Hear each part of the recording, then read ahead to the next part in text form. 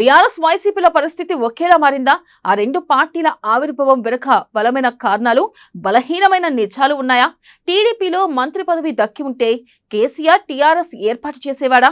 YS మరణం తర్వాత CM పదవి వచ్చి ఉంటే జగన్ పార్టీ పెట్టేవాడా?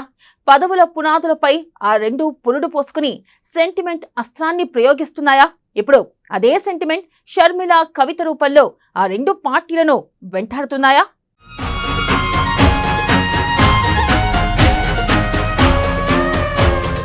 బీఆర్ఎస్ వైసీపీ ఆర్భాటం వెనుక బలమైన కారణాలు. టీడీపీలో మంత్రి పదవి దక్కలేదని టీఆర్ఎస్ ఏర్పాటు. వైఎస్ మరణం తర్వాత సీఎం పదవి దక్కలేదని జగన్ పార్టీ. బీఆర్ఎస్ వైసీపీ ఆవిర్భావం వెనుక సెంటిమెంట్. వైసీపీలో షర్మిల, బీఆర్ఎస్ లో కవిత తిరుగుబాటు. బీఆర్ఎస్ వైసీపీకి శాపంగా మారిన పదవులు.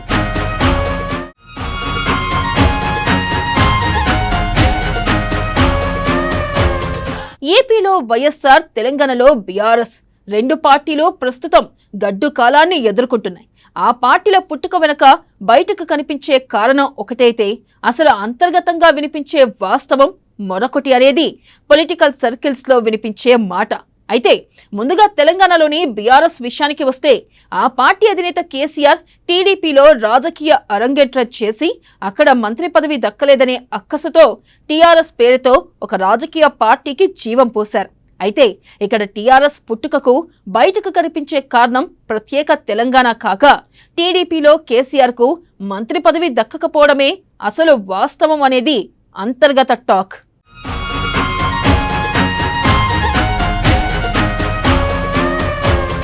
ఇక ఏపీలో వైఎస్ఆర్సీపీ విషయానికి వస్తే, ఆ పార్టీ అధినేత వైఎస్ జగన్ కాంగ్రెస్ పార్టీతో రాజకీయ రంగంలోకి అడుగుపెట్టారు. అయితే తన తండ్రి వైఎస్ఆర్ మరణ అనంతరం తనకు ఉమ్మడి రాష్ట్ర ముఖ్యమంత్రి పదవి దక్కలేదనే అక్కసుతో కాంగ్రెస్ కు వ్యతిరేకంగా వైఎస్ఆర్సీపీకి పునాదులు వేశారు జగన్.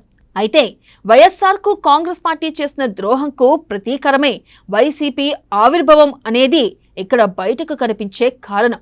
ఇలా ఈ రెండు పార్టీల పుట్టుక వెనక ఒక సెంటిమెంట్ ఉన్నట్లే ఒక పదవి ఆకాంక్ష కూడా కనిపిస్తుంది.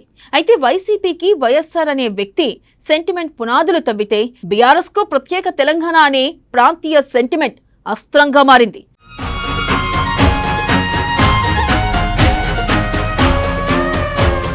నాడు టీడీపీ ప్రభుత్వం కేసీఆర్ కు మంత్రి పదవి ఇచ్చి ఉంటే తెలంగాణలో టీఆర్ఎస్ పుట్టి ఉండేదా? కాంగ్రెస్ ముఖ్యమంత్రి అభ్యర్థిగా అధిష్టానం జగన్ ను సీఎంగా ప్రకటిస్తే ఏపీలో వైసీపీ రాజకీయ పుట్టుకకు అవకాశం వచ్చి ఉండేదా అన్న రెండు ప్రశ్నలు ఇప్పుడు ఆ రెండు పార్టీలను ఆలోచింపజేస్తున్నాయి. దానికి కారణం వైసీపీలో షర్మిల తిరుగుబాటైతే బీఆర్ఎస్ లో కవిత పోరాటం. ఇప్పుడు ఈ ఇద్దరి వ్యవహారం కేసీఆర్ జగన్ ను గుర్తు చేస్తున్నాయి.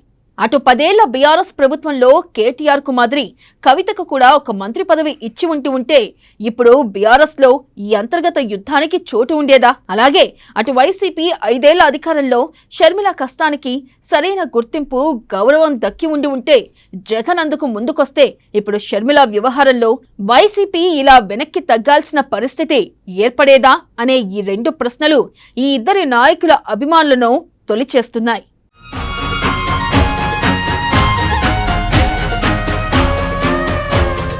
అయితే ఇక్కడ గమనించాల్సిన ముఖ్య విషయం ఏమిటంటే, ఈ రెండు పార్టీల అధినేతలు కూడా ఇలా తాము నమ్ముకున్న పార్టీలో తమకు సరైన పదవి దక్కలేదనే అక్కసుతోనే బయటికి వచ్చి కొత్త పార్టీలను స్థాపించారు. ఇప్పుడు అదే మంత్రి పదవుల సమస్యలతో పార్టీలో అంతర్గత పోరును ఎదుర్కొంటున్నారు.